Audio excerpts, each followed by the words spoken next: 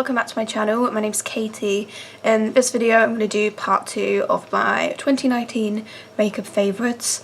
I'm going to talk about all of the eye products and lip products, so we'll do brows, mascara, eyeshadow, eyeliner and lipsticks. So I'm just going to tell you my top products in the year, and then I'll also mention some ones that I didn't like so much, my rejects.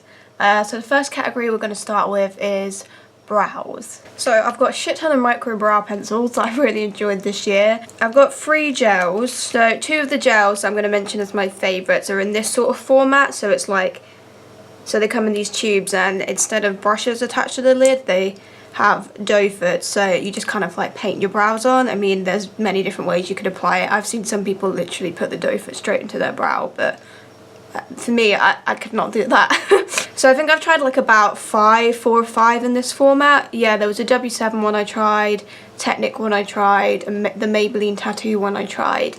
But out of all 5 of those, these 2 are my favourites. I just feel like these ones have the best formula. So I've got the L'Oreal Unbeliever Brow, and this is in the shade 109 Ebony, which is a really good colour. It's just a dark brown, but it's got more of a cool ashy tone to it, which is what I like. And I've also got the Collection of Fast Brow. This is the tinted brow gel. So when I bought this, which was quite early in the year, it was literally just before it was like about to change to a different product.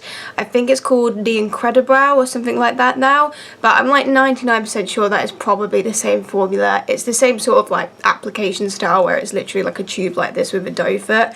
So I can't imagine they would have done much different to the formula. So I'm hoping that this is the same thing, because if it is, then I really like this and I'd really recommend it. Both just very easy to use. They just give you a nice natural brow that doesn't look too harsh, too like, you know, really obvious that if you draw an eyebrow on, it just kind of blends in with your natural brow hair really well. And both of these, like, the Collection one is obviously very cheap, because Collection is a very cheap brand. I can't imagine it's much more than like a £5. I've not checked recently. I think the Unbeliever Brow might be a little bit more pricey. I think it could be £10 or £12, but I do think it is really good, and obviously it's a lot cheaper than like a high-end brow product. This isn't a format of eyebrow gel that I'd ever tried really before, but I am glad that I have tried a few different ones this year, because I do like it. The only sort of downside is that it does take a little bit longer than if you're just using a gel that's got like a brush attached to the lid, but I don't feel like it takes that much longer, only like slightly. Only if I'm in like a real rush that I wouldn't want to use something like this, but I just really like the effect that they give. So in terms of brow gels where the brush is just attached to the lid, I have tried quite a few.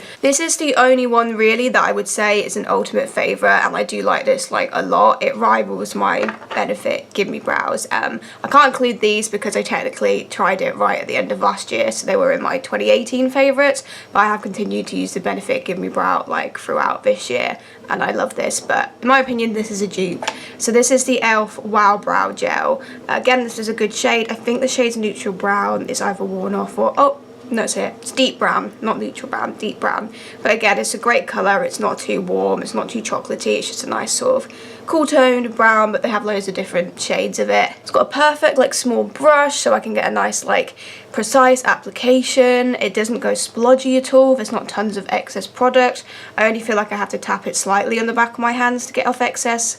A lot of brow gels that I've tried in this format, I'll literally just have a whole hand full of bloody excess eyebrow gel. This is perfect. It just gives you a nice natural brow that's not too harsh, that you don't have splodges of product everywhere or anything like that. I didn't want to include this one as a favourite, but I will give it an honourable mention. I did try this just recently in my December's first impressions, but it's the Tarte Busy Gal Brows, and it's in medium cool brown. The colour is great. My one issue with this is that the brush is a little bit flimsy, but I have been using it a lot lately and found that I can get a decent brow out of it, so I do quite like it, but I just wish that it was like a little bit firmer, because sometimes I just feel like it can interfere with the application, that I can't get like a firm sort of grip on it and kind of get the brush to fall into the right place, if you get what I mean by that.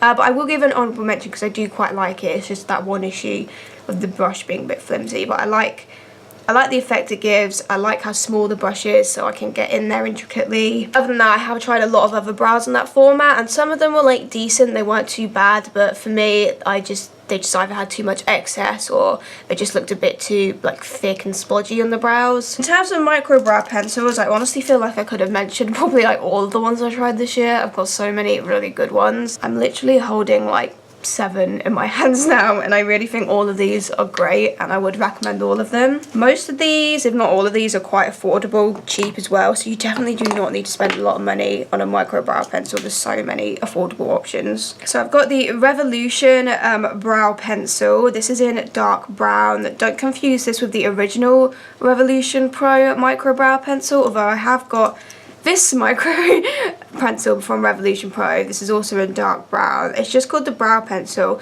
I don't know if this has like been replaced with the old Revolution Pro micro brow pencil, because I remember there being another one from Revolution Pro and it was like super red and I didn't like it. But this one, as well as the original Revolution one, are really good. I really recommend them. Again, they're just soft. They give me like a bit more precision, because what I tend to do is I'll use one of those gels that I've mentioned, and then I'll use the micro brow pencil to just kind of fill in any areas that are a little bit more sparse, just to kind of give my brows a little bit more structure to them. I just want something that's like quite soft and isn't too firm, and doesn't come out like a really harsh colour pigment. It just looks quite like natural, and again like blends in with my brow hairs and doesn't just look like a thick sort of crown like appearance, if you get what I mean. And all of the ones I'm going to mention do that. But yes, this Revolution one and this Revolution Pro one are really good. Under the Revolution umbrella as well. It's not Makeup Revolution, but they fall under the same umbrella. You can get it from the Revolution website. The Makeup Obsession Brow Goals in dark brown. You can also get Makeup Obsession in Boots as well. What's a bit different about this one is it is a micro brow pencil, but it's got like a triangle sort of shape to it, but it's really like thin still, so you get the same effect as a regular micro brow pencil. But I think it works absolutely fine. Again, it just does what I want a micro brow pencil to do. I'm not going to repeat myself because they will pretty much do the same thing. This one has definitely like got the softest formula out of all of these, which I do quite like. If you don't like a soft micro brow pencil, which to me I feel like, I don't know why you wouldn't like it soft, but I guess maybe some people don't. But for me, this is the softest one. This is the W7 Stroke of Genius Microblade brow pencil in dark brown. Again, it's just a standard micro brow pencil, but this one I feel like it's just the softest and it's the most sort of faint one. But I quite like that personally, because I feel like you're just going to get a more sort of natural brow, but you might need to like work with it a little bit more than some of these other ones. But for me that's fine, because I kind of want to build up a brow as opposed to it just coming out super harsh from the get-go. The e.l.f. Ultra Precise brow pencil. Obviously I bought this with the gel. I think they're a great combination. They work well together. But again, this is just another good quality micro brow pencil that's super cheap. The Max Factor Brow Shaper Ultra Fine Shape Fill Define, also in deep brown. Again, just another micro brow pencil that's really good. Do I actually need all of these because they are all very similar? No. But I just like to have lots of micro brow pencils because I use them pretty much like every time I do my makeup, so I will eventually use them all up, maybe. This one is the most expensive, but I still do think it is really good. This is from Nabla. This is the Brow Divine and it's in the shade Uranus. Again, it's a very cool toned brow colour, and again it's got a great formula. I really like it. I think the only downside to this is it's probably the most expensive of the ones on here. I think it's like about either 9 to like £11, so you don't really need to buy this because these other ones that are cheaper work just as well in my opinion. But yeah, we've had a great year in terms of micro brow pencils. I found absolutely tons of them that I love. In terms of brow products that I didn't like, I've got a few here. The first one is from the Body Shop, and I did include this in my pick from my kit where I picked like the worst things for my collection. This is the Body Shop Brow Sculpt 3-in-1 Contouring Brow Pen. So it's got a gel and then a pencil on one end, and I just found the gel had a way too big wand. I just couldn't get any like precision. It was just sort of like a massive splodge on the brow basically. When you try to wipe off the excess, your whole hand will literally just be full of gel, and then even then I still feel like there's too much on my brush when I've wiped it all off. It's just, you can't get a nice like natural looking brow with it. It just sort of splodges up everywhere. The pencil isn't necessarily bad. I mean, it's too thick to be a micro brow pencil, which I prefer micro brow pencils, but I don't know, for me it's just not the sort of pencil that I would personally go for. It's just too thick to get any sort of precision with. If you're going for like a more sort of like messy sort of undefined brow, then maybe yeah it would work okay, but for me I just didn't really like this brow product. It wasn't for me. This is another duo that I didn't like, and I was excited to try this because the gel side looked like it was really up my street because it's got such a tiny wand, and that's what I like from my brow gels, to have small wands. But again, this just had way too much excess on it, and the product was just too thick, and it just looked too harsh, too dramatic. It just didn't look natural or blend in with my brows at all. It was just too much, which is a shame because the ones looked absolutely the sort of thing I'd like. And to be fair, I don't really use the pencil because, again, it's just too thick for me. I prefer a micro brow pencil, but it's just like an angular one, which, I mean, if I'm being honest, I don't even remember using it once. So it's just the gel side that I'm really criticising this for. This is a high-end brow gel that I did not like at all, and I just don't get it, really. I have seen someone use this where what they've done is instead kind of got a brush to it. Like, they've got like an angled eyebrow brush and sort of got it on there and painted it on, which I think probably would work better. But I feel like the automatic assumption is that you would use it with the brush, right? Otherwise, kind of what's the point of the brush, you know? And for me, again, I just had the same problem where I'd have a whole hand full of excess product. It was just too much product, it was too thick, it didn't look natural. I basically just had the same problem with this as I did the Barry M and the Body Shop one. There was just too much and it did not look natural and it just looked splodgy. So for like kohl eyeliner for the waterline, my two favourites, and I did mention these already in my mid-year makeup favourites, but I haven't really found anything that's topped them. So the first one is the Maybelline Tattoo Liner Gel Pencil. It is the black one. It's very creamy, super pigmented, which is what I want. I just want some drama in my waterline. And it stays on. It's not completely gone by the end of the day, which is great. Also, I've got this sleek waterliner in Zodiac Black, which is getting quite small now, and the lid is bent for reasons I'm unsure of. Again, the same sort of thing. It's super creamy, super black and intense, and it stays on. It's got some staying power. And these are both pretty affordable drugstore eyeliners. I wasn't sure whether or not to mention this one because I have got some mixed sort of feelings on it, but it is the most recent one I've tried. It's the Sigma Longwear eyeliner pencil, and I've got it on in my waterlines today, and it glides on like amazingly. It's got super great pigmentation and it does last. My one issue with this though is that I do find it just bunches up in my inner corner really badly, and I do find that pretty much all kohl pencils do this, like even the ones I've just said, like the Maybelline and the Sleek do it. But with like the good ones, I feel like I can just kind of get my finger and sort of wipe it out, whereas with some bad ones, another example, the BH Cosmetics Power Pencil, which I tried in November, this does it so badly. I've never seen an eyeliner like bunch up in my inner corner so badly, and it's just not salvageable. Like, you can't just wipe it off. It's just like so much is in the inner corner. Again, like, other than that, it works really well. It's pigmented, it's creamy, it actually stays in the waterline, but it just looks absolutely atrocious in my inner corner, and I don't like it. The Sigma one does it. It doesn't do it as badly as the BH Cosmetics one, but it does do it. So, I mean, I like everything else about it, but I'm reluctant to mention it because of that. This one I would say is like a reject vote. So this is from Carter Beauty. It's the Pencil Pusher eyeliner. This is just not very pigmented. This one just doesn't have enough pigmentation for me. It doesn't last. It goes quite faint. It also makes my eyes water quite a bit.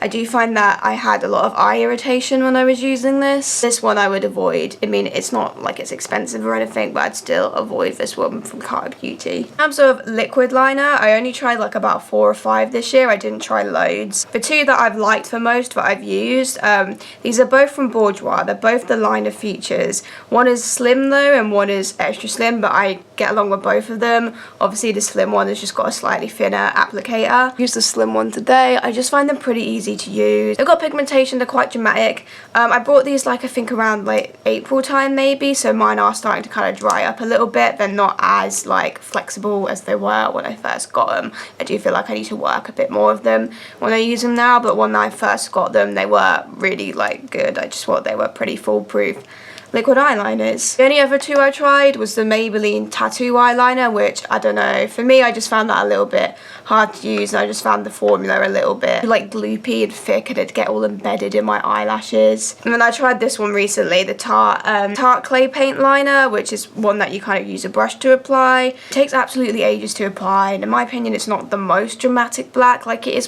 quite dramatic, but it's like, I don't know, it's just nothing special in my opinion.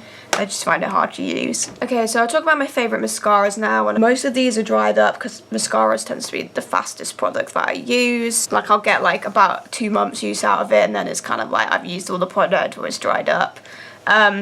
So one I don't have on me anymore that I thought was really good was the Body Shop Lash Hero. It was like a double-ended mascara, and it had like fibres on one end and then just a regular mascara on one end. I know not everybody likes that, but for me, I like it. I just feel like you get a lot more volume with that sort of style. Obviously, I've not got it to try out now, but when I did use it, I just remember it giving me really dramatic, thick, voluminous eyelashes, and that's all I want from a mascara, really. Also, the e.l.f. Curl Mascara, which is all used up and dried up now, was a really good mascara, and that one was obviously super affordable as well. That one, again, it just had great volume and obviously had a little bit of curl in it because it was called a curl mascara, so it did give you that sort of curled effect. I have still got this one on me. It is kind of getting near the end now, but I got this off of Beauty Bay. It's from Michelin, and it's the Intense Volume Mascara, the one with the black and sort of pink packaging, and this is really good. It's got amazing volume, super dramatic, just does everything all in one. I just want something that's going to kind of give me like everything. It's going to give me length, it's going to give me volume, it's going to give me thickness, and this definitely does it. And again, this is super duper affordable. Again, this one is all dried up now, but this was definitely my absolute favourite from the year. I was the most impressed with this one. It was just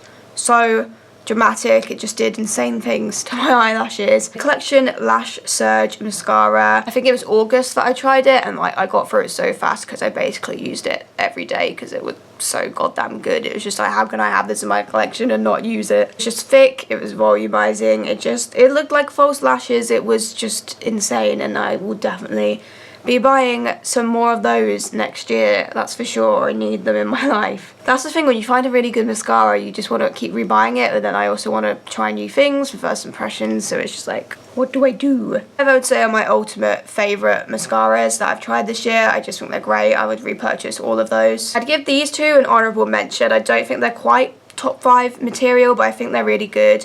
The Gosh Catchy Eyes mascara is really good. It gives you length, it gives you thickness, it gives you volume. I just think some of the others on this list just have a little bit more drama to them, but it's a good thing to kind of layer with the other ones.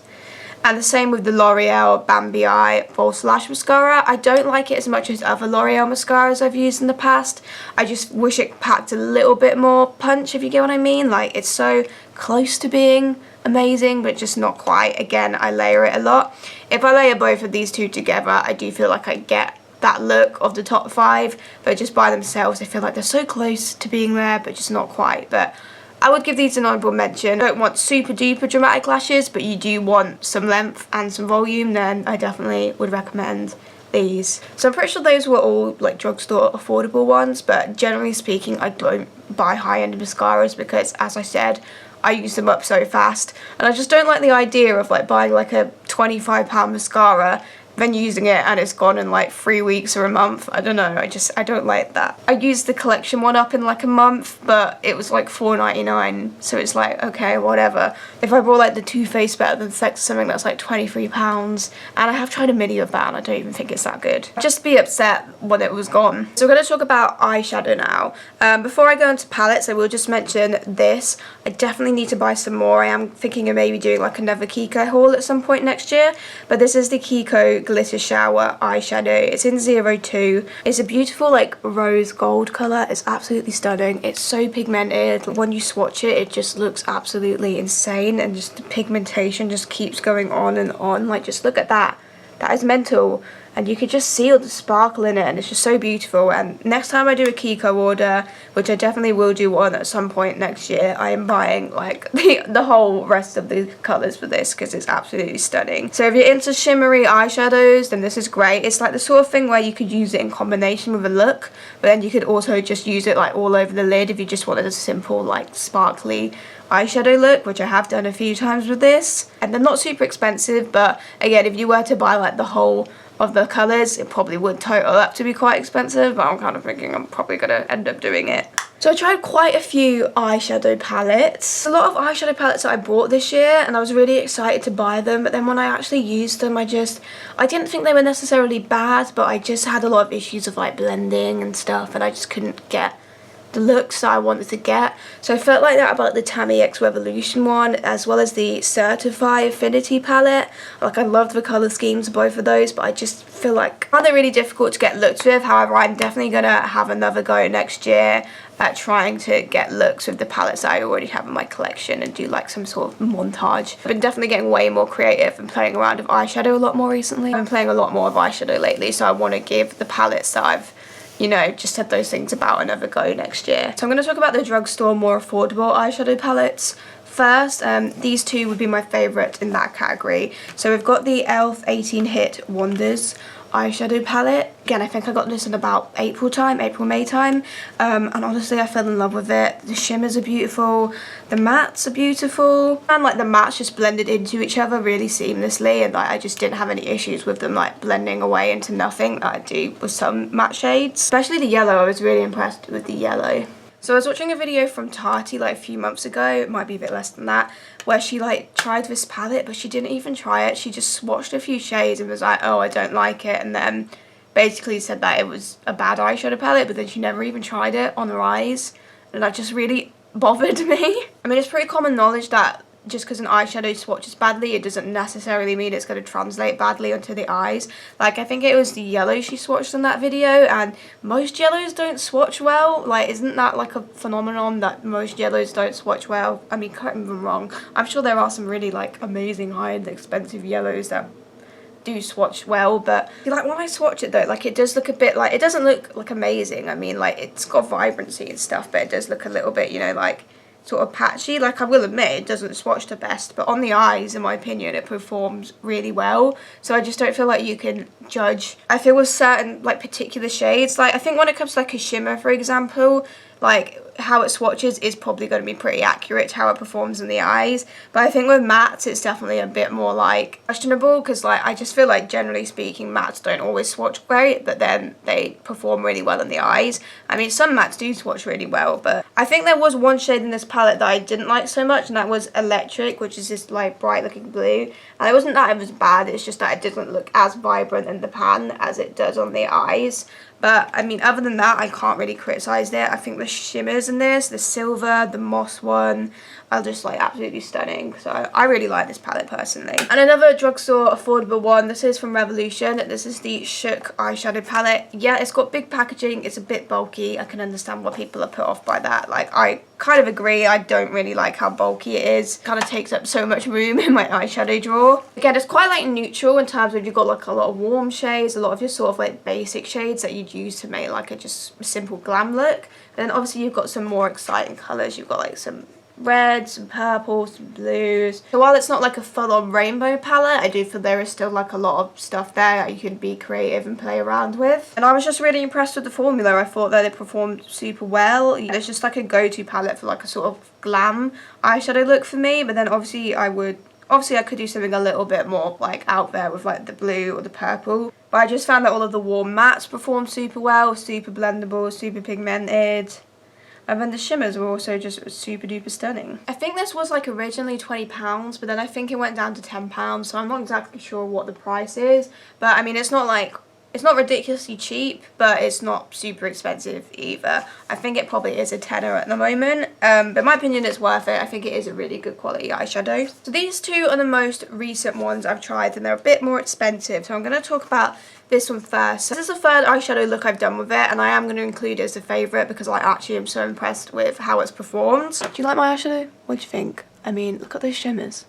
So this is the Morphe 35M eyeshadow palette, which I think it has been around for like quite a while, but obviously Morphe only like sort of in the last year really like became a thing in the UK. Like, obviously we'd heard of it before, but it wasn't as easily available, whereas now you can get it on Cult Beauty, you could get it in Boots now. So this is what it looks like, and again, this is only the third look I've done with it, but I'm including it as a favourite because I've just been so impressed with it. Shimmers are absolutely stunning. I think they're gorgeous. I used the three sort of like greeny goldy toned ones today, and like, I just think that they look absolutely amazing. Like, What I was also impressed with is, I feel like with these sort of more fluorescent, like greeny, yellowy shades, like mattes, I do just feel like I've tried a few recently. I've just found that I've always had issues with them blending, like they'll just either blend away into nothing, or I'll try and blend them with another eyeshadow and then there'll be like a weird gap and they won't blend into each other. Whereas I've obviously used those shades today, and as you can see, like I've not really had an issue blending. Like they've shown up, they've not faded away. Like I just was really impressed with that, because I'm assuming those shades are quite difficult to formulate. And I did do like a purple look, which was in my first favourites video, and I was impressed with that as well. I'm just really impressed overall with the quality of this. It is £23, so it's definitely not super cheap. However, it is a lot cheaper than some eyeshadow palettes. The one I'm going to mention, for example, which is £42. I really like this. I'm going to continue playing around with it. Obviously, I will be speaking about that in my November-December updated makeup review, as well as this one, because I tried this in November last month. So this is the Be Perfect XL Pro palette, and I'm still not really sure if I want to put this in my favourites or not, because I've had mixed experiences every time I've used this. I've managed to get some really like amazing great looks. I'm going to put like a couple images of eyeshadow looks that I was really happy with from this palette. I mean, when you look at it, it does look absolutely stunning. Like, it looks amazing. Like I was saying though, just like I feel like the neons, again, I just felt like I had problems blending. But again, the shimmers were absolutely stunning. More like neutral aspect of this palette, so the more sort of wearable shades I thought absolutely amazing. Like I couldn't really fault them at all. But again, it was just the more sort of fluorescent neon ones where I would just sometimes get problems blending them, where it could just go a bit patchy or things would fade away, and I don't know. So I'm torn on whether to include this as a favourite. I think I'm just going to include it as an honourable mention, because I just think because it's like £42, I kind of expected it to be a bit more consistent. And I'd also give this Coloured Rain one, which again was really expensive. I think it was about 40 quid as well. This is the Vivid Pressed Pigment palette. Colours in this are super vibrant, like they're some of the most pigmented eyeshadows I've ever seen. However, again, because it is like pressed pigments, I just found it a little bit difficult to work with, but I did manage to get some decent looks of it eventually.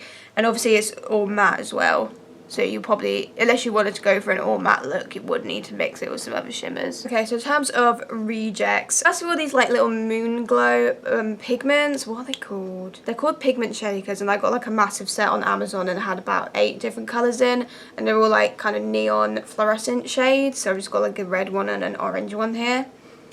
And they are like quite pigmented. They're very pigmented and vibrant, and I feel like for a festival sort of thing, if you're not using them necessarily for eyeshadow, but maybe just to kind of throw on your face to make some sort of carnival look, then maybe they'd work okay. But when it came to just doing like precise eyeshadow looks, they were super patchy, some of the most patchy things I've ever seen, and they just would not blend into each other nicely at all. So pigmentation was great, but they were just impossible to work with, I found. So I wouldn't recommend these unless you are just wanting to like put a stripe on your face or something for like a festival. So this palette kind of let me down. This is a Revolution Maxi Reloaded Monster Mattes. I like a lot of Revolution eyeshadows. I know that like Revolution eyeshadow is controversial. A lot of people say that they're all bad quality. I think again it's just 50-50. There's some good quality ones, there's some not so good quality ones, but obviously I just mentioned the Shook eyeshadow palette as a favourite, so I think generally they do have really good eyeshadows on offer, but it's just, I mean, they literally bring out way too many. I think that's part of the problem. But if I were to go on the Revolution website and look at all of the eyeshadows, I think there'd probably be like over 500 palettes there. But that would be including like all the sister brands. I think if it was just the Revolution brand, it'd probably be like 200, but either way, it's just way too many. They need to calm down. But I do think they get it right, like more often than they get it wrong. But again, I've only tried so many because it would be impossible for me to try them all because there's too many. This is definitely one of the bad ones. I mean, it is an all matte palette. I don't know why I bought an all matte palette. I personally prefer a balance of shimmers and mattes. I don't know why I bought all matte products. Yeah, and it was just, oh. There were some shades in here that were okay, but I found the shades that were okay were the more sort of neutral ones. And I feel like when you get this palette, you're kind of getting it for the more rainbow aspect, so you want those ones to perform well. And I just found that they didn't. It could look a little bit grainy almost, especially some of the more like light pastel-y ones. They just kind of looked a bit like grainy, if you get what I mean. And again, I just didn't feel like the more vibrant shades in this really were that vibrant on the eyes. And again, there was blendability issues, there was patchiness, there was just all sorts wrong with this really. I don't think the whole palette's bad. I think there are some shades in here that work okay, but they are the more like neutral shades. I'd also include this as a reject. Again, I don't think the whole palette's bad. Like there are a few shimmers in here that are quite nice, but again, I just found like the mattes were just like, I had issues blending. They were just a bit too faint. Again, I did include this in my worst of for my pick from my kit video, and like you can get like a sort of okay look with it, but I don't know, for me it just, I think when you get a palette like this, you want the darker shades to perform well. And again, I just found that they did that thing where they would blend away into nothing, which I didn't really want. But I would be interested in trying some more Technic eyeshadow. I have seen some on the website that actually look like they could be decent, so I'm not judging all Technic eyeshadow.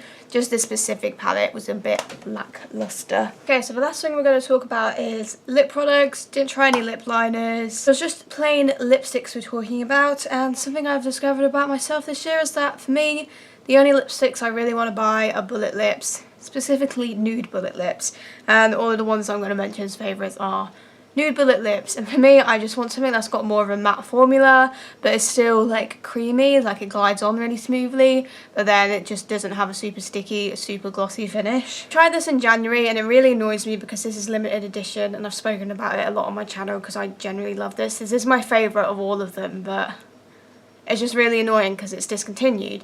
It's from Kiko. It's the Sparkling Holiday Matte Lipstick and the shade is 01. So the formula of any Kiko lipsticks is similar to this. I'm definitely going to have to check some of them out. It's just so smooth, so creamy, so pigmented, but it's matte. And it's just amazing. And the colour is just a perfect nude shade for my skin tone. I just love it.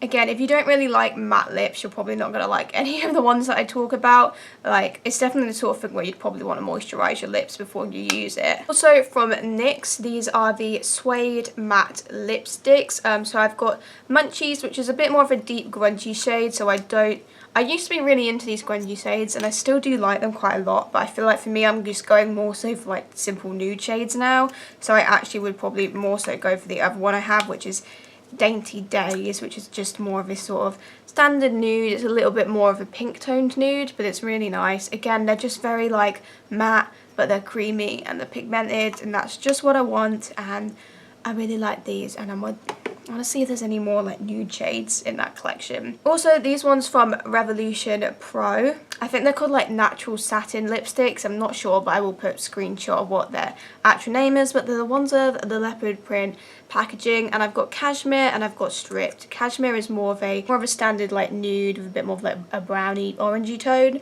which is really nice. And this one is a bit more of like a sort of mauvey pinky nude, but it is really pretty. I like both of these shades quite a lot. It's got such a velvety matte texture, which is exactly what I want, and super affordable. I mean, all of the ones I mentioned are super affordable. And then I've got another Revolution one, but this is just simple Revolution, not Revolution Pro, and this is the matte lipstick in Head Turner, which again is another simple standard nude shade, and is super duper matte, which is what I want, and again, super affordable. These are the lipsticks that I've used the most this year. For me, I bought a few more sort of like bullet nude lips like this, but my issue with them is that they've just not been matte enough, and they've just been quite sheer and sort of glossy looking, and just not what I wanted. These are like pigmented, but they're creamy and the matte. Again, there's not really any specific like rejects I want to mention, but I mean, there was this Nabla liquid lipstick which I can't be bothered to like just pick up right now, but it's just they're so dry.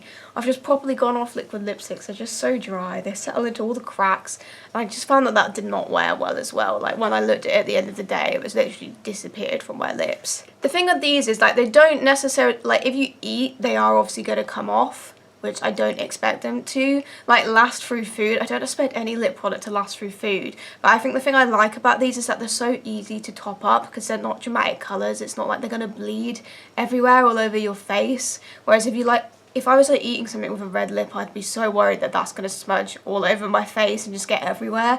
Whereas with these, they're just so much easier to top up, so I don't even necessarily care if they are rough when I eat, because I just expect that with everything anyway. Anyway, I think that's everything now. There's not really been any setting sprays that have stood out to me as particularly great. Setting sprays I've used the most. I got this for Christmas last year, so I guess I technically could include that for this year.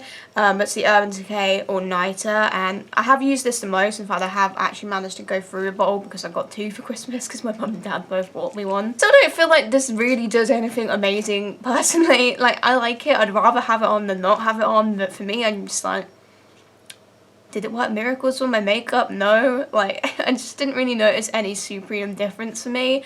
But I like it. I'd rather use it than not use it. Anyway, that's all of the makeup products I'm going to talk about, and I'm excited to move on to a new year of trying new products. And I'm definitely going to just keep in mind that I'm not going to just try things so I have variety and I'm, you know, doing all lip colours and all eye colours and all this, that.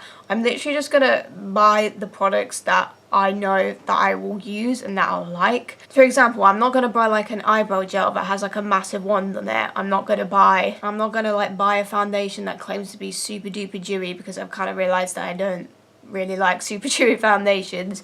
I'm not gonna, you know, just buy like bright colored lipsticks because I know I'm not gonna wear them. I just need to stick to products that, obviously, it's still going to be a gamble whether I like it or not, because things have different formulas and perform different ways, but I'm just going to stick to what I like and what I know, because I don't see the point in buying makeup if I don't intend on using it and keeping it. With that in mind, I am actually going to do a video talking about all of the makeup products that I want to buy next year. That will probably be my next video. I do have like a little PowerPoint on my computer where I've just like planned out all of the makeup that I want to buy and when I'm going to buy it and what websites I'm going to buy it from. So I'm going to go through all of that in my next video. That's it for 2019, so thank you for watching and I'll see you in my next video. Goodbye.